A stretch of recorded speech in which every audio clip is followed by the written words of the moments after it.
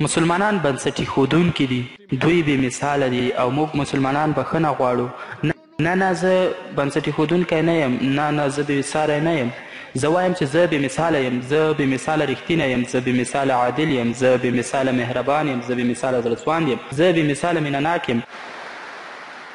آیا څوک راته ویلی شي ولې بې مثاله عادل کېدل، بې مثاله صادقه کېدل، بې مثاله مینهناک کېدل، بې مثاله زړهسوان کېدل، بې مثاله مهربان کېدل؟ نو په بېساري کېدو کې څه تېروتنه ده؟ قرآن عظیم شان فرمایي ته باید بې مثاله صادقه واوسې. تر یوې حده صادقه کېدی نه شي چې ګټه دې وي صادق یې او که ګټه دې نه وي صادق نه یې. قرآن عظیم شان فرمایي چې ته باید بې نهایته صادق او عادل یې. نو که چیرته ته یو عملي مسلمان یې ته باید بې مثاله مهربانه صادقه او عادل واوسې.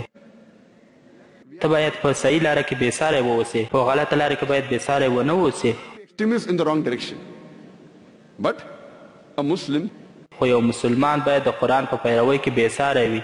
الله پاک د قرآن عظیم شان د البقرې صورت په 2مه برخه 208 نمبر آیات کې فرمایي ادخلوا في السلم کافه، په اسلام کې په بشپړ ډول داخل شي، تر یوې اندازې نه شي داخلېدلی. نو بیا ولې ټول مسلمانان معذرت غوښتونکي ګرځي؟ رسنۍ په اسلام حمله کوي او بدبختانه موږ ټول مسلمانان موږ غوره دین لرو. نو زه باید ولې وویریږم؟ ولې زه باید معذرت غوښتونکی واوسم؟ that we turn the tables over.